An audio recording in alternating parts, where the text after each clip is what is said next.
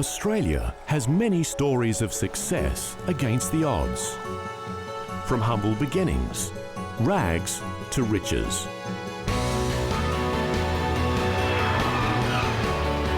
Meet Australians who have made their own way, their lives, loves, triumphs and tragedies. And what they can offer others who, as they once did, just need a chance. True stories of Australians who have dared to be the best that they can, taking the time to reflect on where it all began.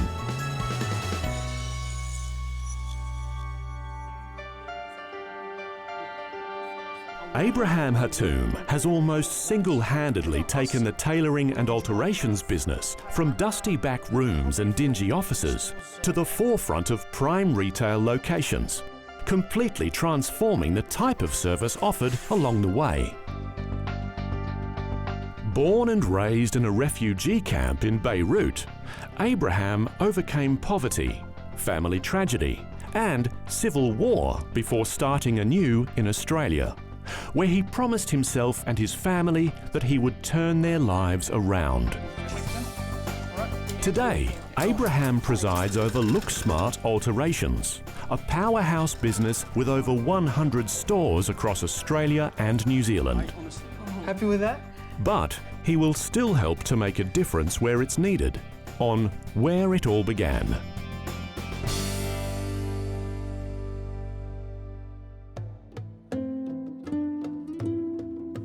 Abraham Hatoum was born into the desperation of a refugee camp in Lebanon in 1965. His family had fled there from Palestine during the Arab and Israeli War. For years, all he knew of was hardship and conflict. We had death, despair, and violence all around us. I used to play with toys retrieved from the bins of the rich. We can hardly have enough food where we depend on donations. It wasn't an easy life. Money, like everything for Abraham's family, was scarce. His father eked out a living amid the struggle of refugee camp life. Manning a food and drink van on the camp perimeter, it was all he could find to provide for the family. My father was a giver, a struggler who worked very hard all his life to provide us a decent living. A self-sacrificing man, very honorable, very committed, very determined. Only 9 years old, Abraham did all he could to help his father and family, fashioning another modest cart with his friends in the camp. It was his first business venture.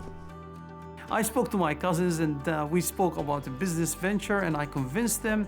I remember back then I used to squeeze fresh oranges to customers. I learned the art of business and the love for business through my dad. When Abraham was 10, the melting pot of racial and religious tensions in Lebanon erupted into civil war. The country splintered into countless factions and militias, and Abraham's father was caught in the middle. To the family's horror, he was killed.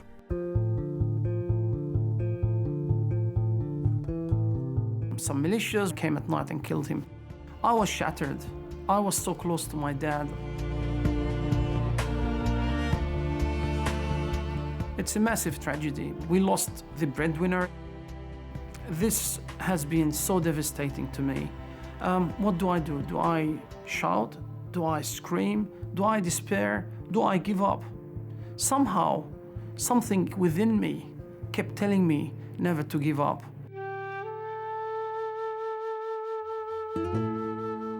It was left to Abraham's mother to hold the shattered family together.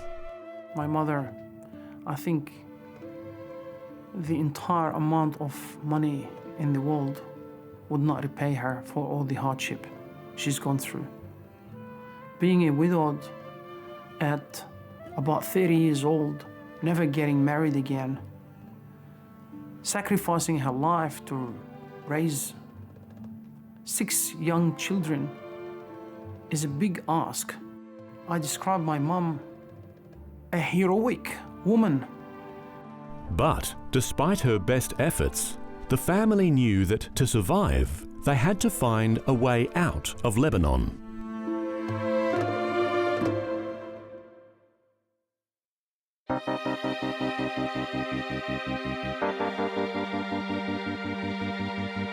Amid the ruin of a Lebanon crippled by the brutal civil war, Abraham Hatoum and his family struggled to cope with the murder of his father. The fallout from his death continued. We were separated into 3 groups, and my brother and I were sent to one orphanage, my other 2 sisters to another orphanage, and another 2 sisters and my mom had to fetch for themselves and work just to survive.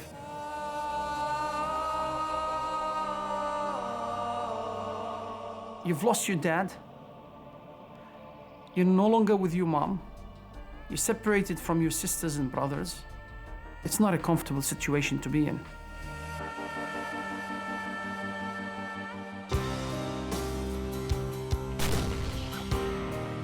As the war escalated, the fractured family applied for humanitarian visas, desperate to flee the country. For Abraham, the wait proved to be nearly fatal, as violence on the streets of Beirut continued to boil. I got bashed up almost to death, where I had to be hospitalized and had operation. Later on, I got injured when a bomb exploded near me and I stayed in hospital for a few months. It wasn't an easy life. But in the depths of despair came a ray of hope. I had my biggest break in life when we were granted a humanitarian visa to come to Australia. I was counting the days and the hours, and believe me, it's a very agonizing wait. But the moment I stepped into that plane, I made a pledge to myself, and I said, I am going to turn my life around. The happiness within me, the excitement, the opportunity that was given to me by the beautiful Australian people, I cannot value it with any amount of money. It's like a new life given to me. It's like going from hell to heaven. Touching down in Sydney in 1985 found them in a brave new world. It is a dream come true. You come here, there is peace, there is equality, there is opportunities. You just come here with a drive, with a burning desire to just make it. For Abraham, part of that desire was a determination to complete a university education, something he knew he could have never done in Lebanon. That phase of my life through university was extremely tough. I had many setbacks. I was studying and working at night, weekends, trying to save money. His struggle for the language and the demands of the university never dulled his appetite for education. I wanted to finish my education because I believed through education that will help me achieve my goal. Abraham's long road towards completing a marketing degree was to become one of the things that defined the person he is today. Through that same sacrifice, persistence, and the sheer will to make the best of their new country, the family found a way to buy even further into the Australian dream. Where it all began for me is right here, Blacktown, Western Sydney. This is our first home. 4 families got together to make our Australian dream come true. We started from nothing. We worked together as a family. We went for it, and as a family, we've always helped each other.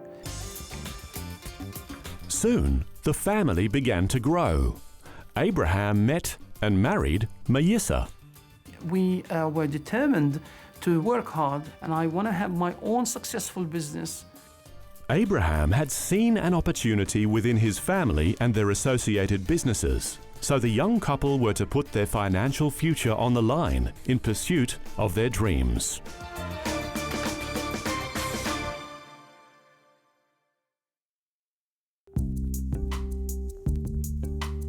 Abraham Hatoum, Civil War and refugee camp survivor, had seen an opportunity within his family and their associated businesses. I had my family members in the tailoring industry, and I saw that the service was very limited. A handful of tailors in the train stations or backyards, they don't have this service. They smoke whilst they're altering the garments. They say, yeah, what do you want? You know, okay, come back next week. And all of these attitudes. It was a cottage industry. With an eye to providing a much more modern service and experience for busy city customers, Abraham and his wife opened their first tailoring and alteration store. My first store was in Sydney CBD. I had very limited resources, buying old machinery, building my own table, buying second-hand material, a makeshift fitting room with just a single rod.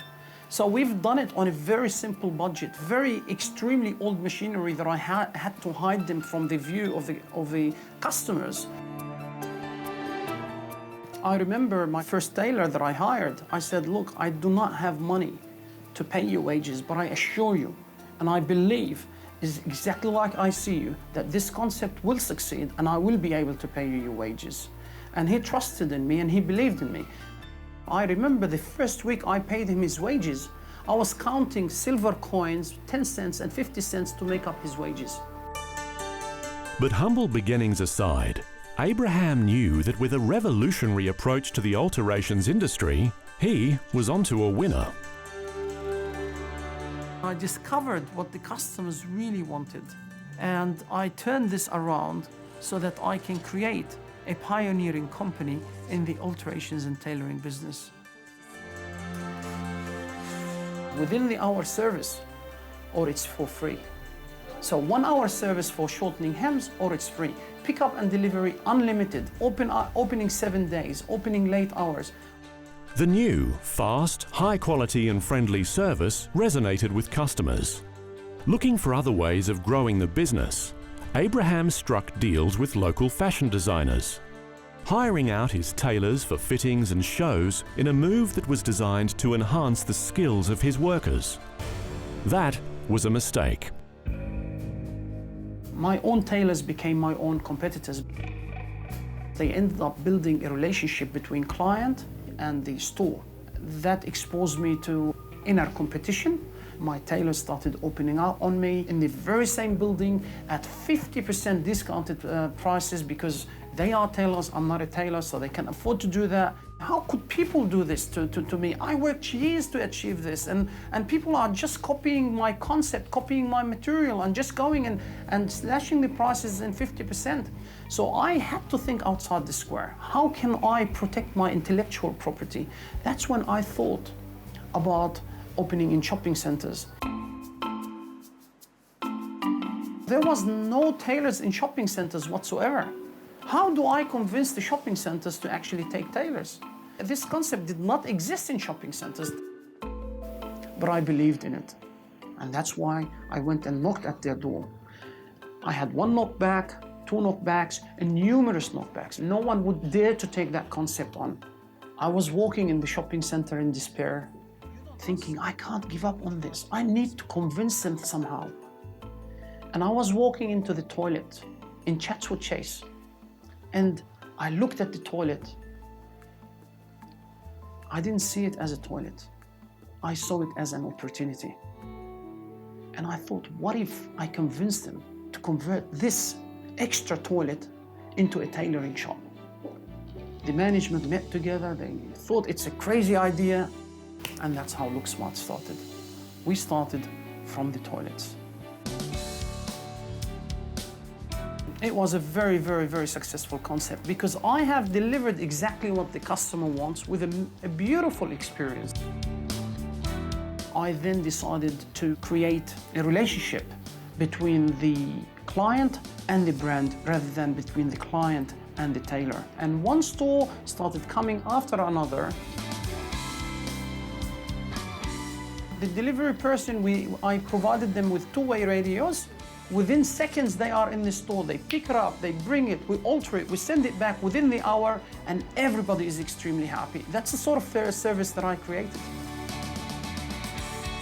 Today, across Australia and New Zealand, there are over 100 Looksmart Alteration stores. But there will always be one that Abraham Hatoum holds dearest.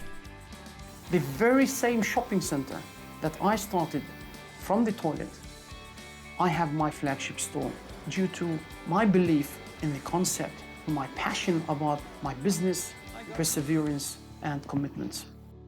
Hi, Abraham. How are you? Soon, Abraham will meet a Sydney family whose passion and commitment and self-belief will prove to be an inspiration, even to Abraham himself.